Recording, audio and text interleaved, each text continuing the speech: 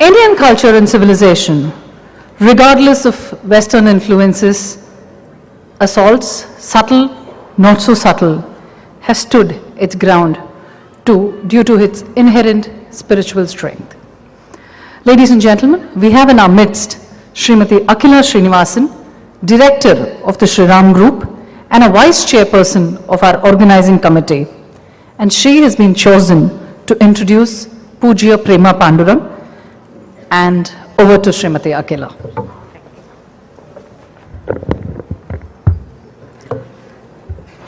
Good evening, friends. I am deeply honored to introduce Dr. Prema Pandurang, who is a spiritual teacher of great distinction, embarked on her remarkable journey in the sphere of education as a professor of English in the Presidency College in Chennai, where she worked for over 20 years. Prema ji, as you all know, is a multifaceted personality. Apart from being an eloquent orator and innovative teacher, she is an inspiring writer and a compassionate human being. Her soul-inspiring speeches cut across all artificial barriers of age, community, and religion and leave her audience spellbound. She has been giving spiritual discourses on Puranas and holy scriptures from a very young age of 15. Premaji's exceptional command over the English language and remarkable oratorical skills have helped her develop a distinctive communication style of her own. Acknowledged worldwide as a renowned speaker and thinker, she brings into her speeches a fascinating blend of Indian heritage, thinking and traditional values along with modern philosophical thought and literature. Ms. Prema has delivered a number of endowment lectures like the Kanchi Acharya Endowment Lecture, Right Honorable Srinivasa Sastri Endowment Lecture, etc., and views Hinduism as a way of life and presents lectures with relevance to our modern life. She has participated in many international conferences. It is said that institutions are the lengthened shadows of their founders. Prema Pandurang is the managing trustee of Kshetropasana Charitable Trust based in Sri Perumbudur. The trust runs various humanitarian projects like the Food for All, a scheme that provides regular food to underprivileged people in that area. Quenching Thirsts, a scheme that has provided more than 40,000 liters of water to nearby villages in Sri Perumbudur, free of cost. Kshetra Vidyalaya, a CBSE school that provides value-based and holistic education. A Veda Patashala imparting Vedic education to a group of children, including literacy in mathematics and English. Harmony Home, I think this is very relevant to what we are discussing today, for senior citizens, unattended by their kith and kin, helping them to live the rest of their lives with peace and harmony. And an Ayurvedic therapy hospital. Many prestigious titles have been conferred on Prema Pandurang, like the Bhakti Bharati and the world-famous Bhagavat Ratna Seva Tilakam. It's indeed our great honor to have with us today Professor Prema Pandurang, who actually is the quintessence of the Indian culture and traditional values that we speak of. And her presence today adds a great value to the convention itself. Thank you.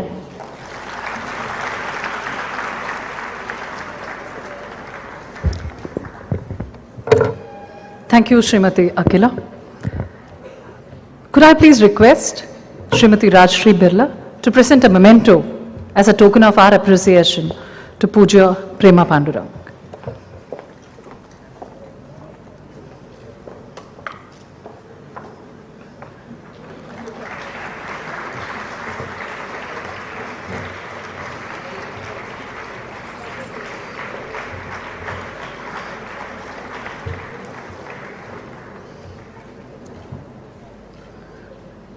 The Indian civilization is unique in the sense that it is only here, in addition to other very few world civilizations, that womanhood is respected as divinity. That's why in India, we not only worship women gods, but also worship women as gods. Ladies and gentlemen, over to Pujya Premaji, who will unravel the source for such divinity. Thank you.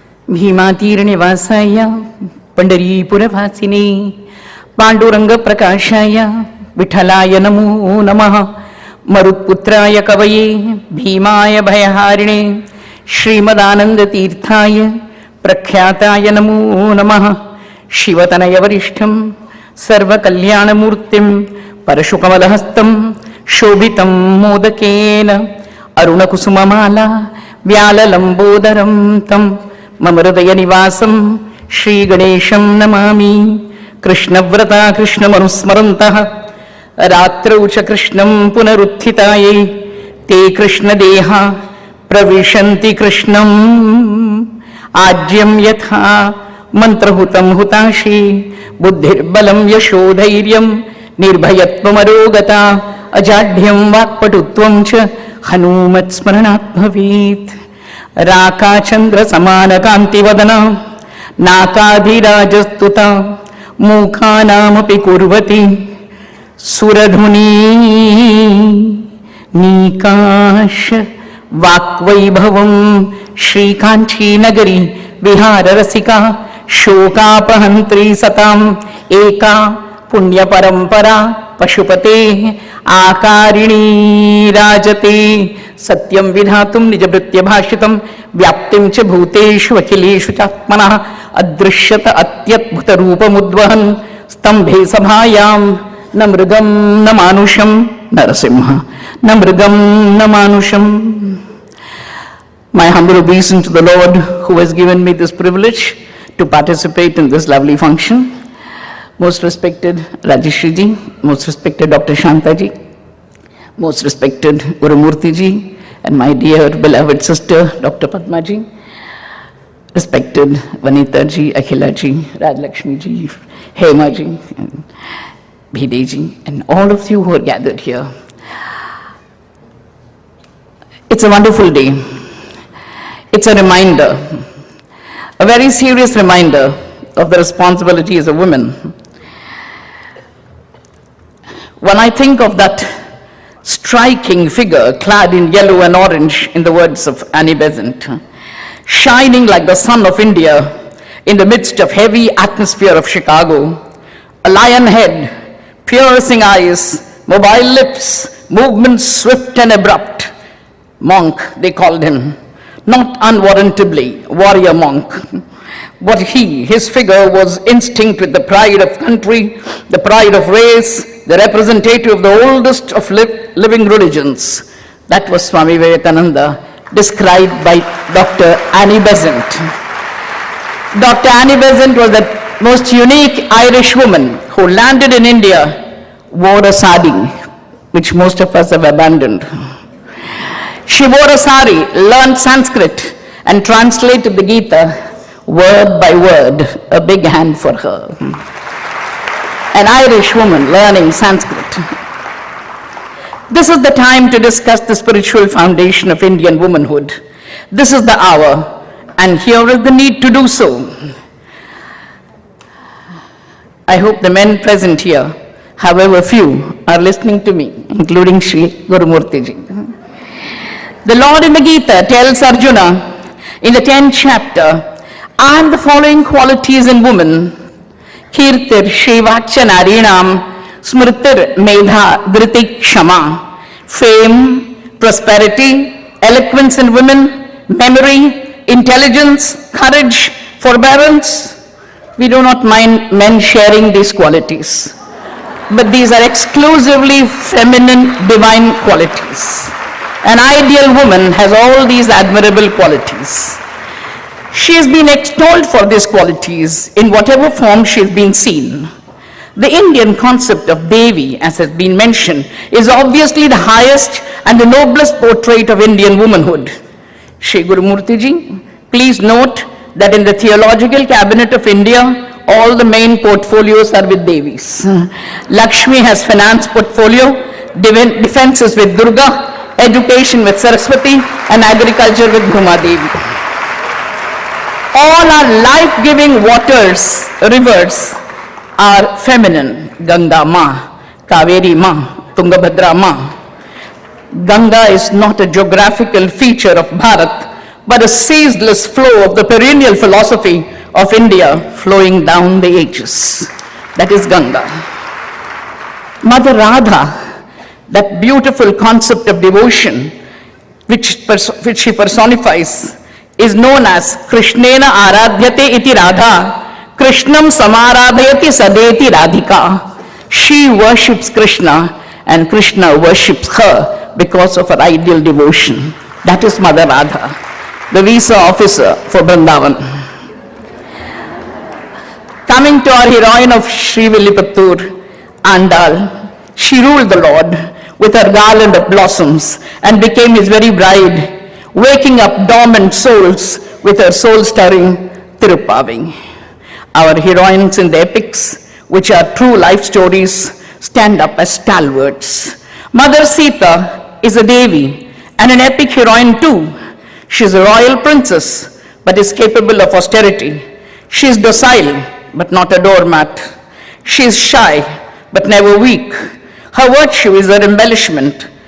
Her learned father gives her hand in marriage to Sri Rama. Who can forget Anantaram Dikshithar saying, Iyam Sita Mama Suta Sahadharma Charitava Pratichha Chainam Bhadrante Panim Grinhishva Panina. She is the dear daughter of Janaka, as capable of sacrifice and detachment as he himself. He was extolled by the Lord in the Gita, Astita Janakadayaha. She will follow Rama like a shadow, which does not suffer from Hamlet's dilemma to follow or not to follow.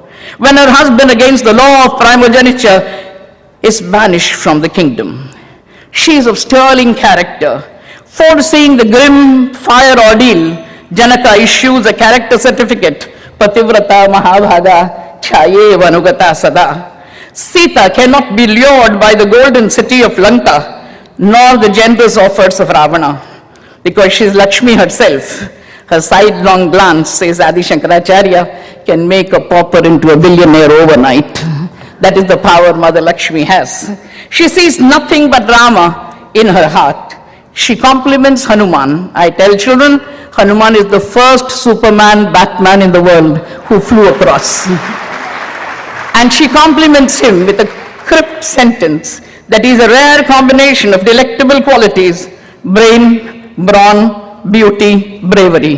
Vikramtastvam, samarthastvam, pragnastvam, vanarottama. She bears no ill will against anybody, but with a large heart she can forgive even the Rakshasis who tortured her, just as we have to forgive the police after the change of government. They do their duty, they are hired. Nakachit naparadhyati. She is dear to Rama because she is the dear and beautiful daughter-in-law of Dasharatha. Dara pitrikrita iti. Having rebuked Lakshmana of foul intentions in the Valmiki Ramayana, that was the only way she could send him away to enact the drama which the divine couple had planned. She has the humility to ask him to light the fire for the fire ordeal, almost silently telling him, Lakshmana, I insulted you in private. Your brother, who is the perfect leader, insults me in public. That is the humility she has to accept it. In the coronation scene, the Ayodhya Ratna Award is bestowed by her on Hanumanji for a combination of radiance, devotion, bravery, humility, patience. All Vaishnavas ask Sri Rama never to come without Sita, because she is mercy who tempers justice. Wherever Mother Sita is there, the Lord forgives, and we want him to forgive. In the other great epic, the Mahabharata, Draupadi stands towering. She, born of fire, is a fiery woman, bold, but also bashful, brave but not brash. She's an empress ready to serve. She's an obedient wife but will not obey adharmic people. She loves Krishna as mentor, savior, master, guide and protector. She's beautiful but not vain. She's revengeful but capable of forgiveness. She forgives Ashwatthama, who killed 5 sons. To lose one child is a tragedy. To lose 5 children on one night is a devastation. To lose 5 children in a murder is cataclysm. And yet she says, let him go. What is the logic of her compassion? Let his mother not weep as I am weeping for my children. Marodi tasya janani gautami pati devata yataham vrtavatsarta prodimi ashrumukhi muhu. She cared for elders and sages. She is the wonder woman whom even God admires. She commands many and beckons the Lord to her doorstep. I ask a few questions about Draupadi. Is she just a woman, or is she the divine colleague of Krishna, conspiring to destroy the wicked?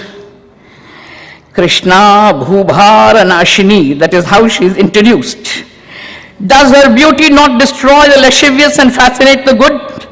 Her long dark tresses spell disaster when she combs them with her tapering fingers. Her words speak revenge. Nasa sabha yatra na santi vruddha na te vruddha yena vadanti dharmam nasau dharmo na satyam asti na tat satyam yat shalena anuviddham. That is not a court where there are no elders. Those are not elders who do not uphold the truth. That is not the truth which is enveloped by deceit. My dear listeners, these immortal words are inscribed by our lawmakers of yore on the walls of the Indian Parliament. I said these words are inscribed on the walls of the Indian Parliament. How many members of Parliament read them, I do not know. This is the wisdom of the East, wisdom of our ancient lawmakers who wanted the Mahabharata to be remembered, and it's been immortalized on the walls of the Parliament. When she cannot forget and forgive, her spouse Bhima fulfills her vows of vendetta. The great Lord himself in unequivocal terms declares he will stand by her till she sees the stark devastation of her foul enemies. When she reminds him of the foul game of dice, which was a game of lies, when a court of justice turned into a casino, and sages sat silent and kings sat mute, the Lord assures her, I will see that your enemies perish, Draupadi. Their wives will lament. The sky may fall with the spangled heavens, but my words will never be untrue. The seas may dry, Draupadi, but never will my words be untrue. Wipe your tears, Draupadi, wipe your tears. Dyaupatetse nakshatra, na me mogho vacho bhavet, shushye toya nidhi krishne, na me mogho vacho bhavet, satyam te patijanami, krishne bashpo nigrihyatam. Wipe your tears. Draupadi stands for courage, conviction, compassion. She gives more than what she receives. That is the way to be popular in your in-laws' house. We demand more and become very unpopular. She has the royalty of a queen and the capacity of an ascetic. She is born for luxury, but puts up with penury. She is the spirit of woman's freedom, putting up a brave front in the midst of continuous calamities, for her strength lies in the strength of Krishna. To remember her is to resurrect faith. To adore her is to adore values. To emulate her is to learn patience. To deify her is to deify the spirit of Indian womanhood, my dear listeners, Indian womanhood. Draupadi is an unending saga of God love, weaving its way through love and hatred, war and peace, days and nights, sensuous and the sublime together. In Indian history, as it has been quoted before, we have so many saints in our hagiology, unforgettable instances of deep spirituality. Mirabai, the royal minstrel of Mewar, sings her way into the heart of the Lord, who saves her from dreadful poison, who appears before her to accept her offerings. She's an example of a queen turned into a minstrel, dancing with other saints to reach the height of devotion. She spurns the sensuous to choose the sublime and is admired by one and all. She dances with her anklets tingling, Paga Gunguru Band. Mera Nachiri, Rajashree, Akhananji Maharaj, who is the guru of Salaji Birla and the Birla family, Dr. Padma. I was touched when I read Rajashree says that Prem ki chal hi nritya hai. Dance is the gate of God love. Dance is the gate of God love. When you start loving the Lord, you start dancing. That is how my legendary friend Dr. Padma dances. I can't help saying this. Janabai was a mystic, a servant girl in Namadeva's household who could talk to Gyaneshwar boldly. One day, she was found quarreling with her neighbor, whom she accused of stealing cow dung cakes. The mystic wanted to reveal her God love. The problem was not solved even when the thieving neighbor was willing to return the cow dung cakes. The problem lay in the condition she wanted her cow dung cakes. The mystic understood what she was up to and asked her, "How do you distinguish your cow dung cakes from his cow dung cakes?" She replied, "Elementary, sir. Take one cake and put it on your ear. If it reverberates with Vittal Vittal Panduranga, it is my cow dung cake." Everything that she touched was vibrating with the name of the Lord. In the southern part of India, we have Karikala Mayar. All women are using anti-aging creams. She wanted a premature aging cream to make her old so that her physical beauty would not distract anybody. She brought Lord Shiva, the master of renunciation, to her doorstep. We have Mother Avaya, as it was mentioned, the Tamil Thai, ardent devotee of Muruga, heaping words of wisdom in eloquent poetry, revealing common sense and mystic knowledge together. In Kerala, we have Kururama, who fed Lord Guru Ayyappa every day, beckoning him to her humble hut, and made learned Pandits of Kerala look at her with awe. It was the mother of Chhatrapati Shivaji who inspired him to lead a brave and spiritual life. How can we forget Mother Sharada Devi in recent times? Swami Vivekananda, whose 151st birthday we are celebrating, called her Living Durga. She was married at the tender age of 5. Her high exalted spiritual level is revealed in that epoch-making reply she gave to her divine husband, Paramahamsa, who asked her, "Do you want to drag me down into Maya?" Her prompt reply is recorded for us and posterity. "Why should I do that? I have come only to help you in the path of religious life." Sahadharma Charitava. A Bengali poet sung her glory thus: "Holy Mother is a million moons and a million suns put together, and a source of ineffable sweetness and a repository of all glory." Swami Ranganathan Ji Maharaj, the international spokesman of the Ramakrishna Mission, said, "Ramakrishna Ji worshipped Divine Mother in the person of his wedded wife. He offered the fruits of all his spiritual experiences, including his long-used rosary, at the feet of Sharada Devi." Please turn to modern times. Lust is in the air. My heart bleeds when I say this. Lust is in the air. Uninhibited lust, leading to ugly scenes in private and public, where women from 3 to 53 are abused. An unsafe world it has become for the girl and the older woman alike. Before we educate the women, please educate the boys and men to respect women. Swami Vivekananda said, quote, "All nations have attained greatness by paying proper respect to women. That country and that nation which does not respect women, those have never become great, nor will ever be in future. If you do not raise the women who are the living embodiment of the Divine Mother, don't think you have any other way to rise." Unquote. Let society note that the woman is not a toy or a plaything. She is potentially divine. Any harm done to her may be a titillating piece of media news, but heavens will take revenge. God will take revenge. There is a silent God watching who will be active very soon. I am not dogmatic, I am realistic. A woman, particularly the Indian woman, has a spiritual role to play as daughter, sister, wife, boss, or an employee. She has a unique individuality. She is not to ape the West. She is divine, she is talented, she is beautiful, intelligent, and does not need addiction to sustain her. Her impact on the world is a deep one. Swamiji emphasizes, educate your women first and leave them to themselves. They will tell you what reforms are good for them. Are you Lord God to solve women's problem? Hands off, he says. Don't try to solve women's problem. They will solve them themselves. He firmly believed in the spiritual education of women. I would like to read one more line from Swamiji. Sita is typical of India, the idealized India.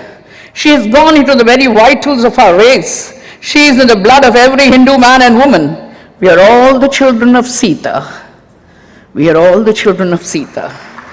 Any attempt to modernize our women, if it tries to take our women away from that ideal of Sita, is immediately a failure. As we see every day, the women of India must grow and develop in the footprints of Sita. Unquote. My dear listeners, Indian woman needs to be Indian woman. Indian woman. She has to be Indian Bharatiya and Nari. Nothing is lost if we behave as women. Men are from Mars and women from women. Mars and Venus, women are from Venus. We are the ones who have our own individuality. Don't throttle that individuality. Indian women, Swamiji had great faith in them. When he said, sir, with 500 men, the conquest of India might take 50 years. With as many women, just a few weeks. So please make use of the brilliant women of India. What women need today is a deep spiritual training, a faith that makes them rock-like. Unfortunately, in the name of secularism, wrongly defined, we don't even have prayers in schools and colleges. Sad. Prarthana has been stopped. Where is the background for the children? The Indian woman today cannot be a success with mere earning. Her spouse and her children will earn. Physical courage is limited because of biological reasons. Her knowledge power can be challenged, but her spirituality will make her command respect. That is the greatest point about her. Awaken the Sita in her. Awaken the Draupadi in her. As Swamiji said, I conclude, note my words. What India needs today is not a man, but a woman, a lioness. You understand?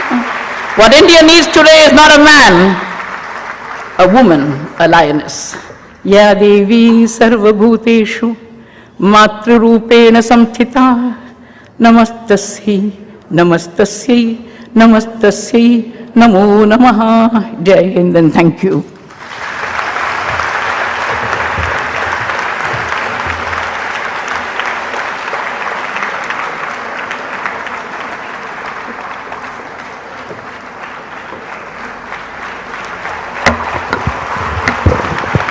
Need we say anything more?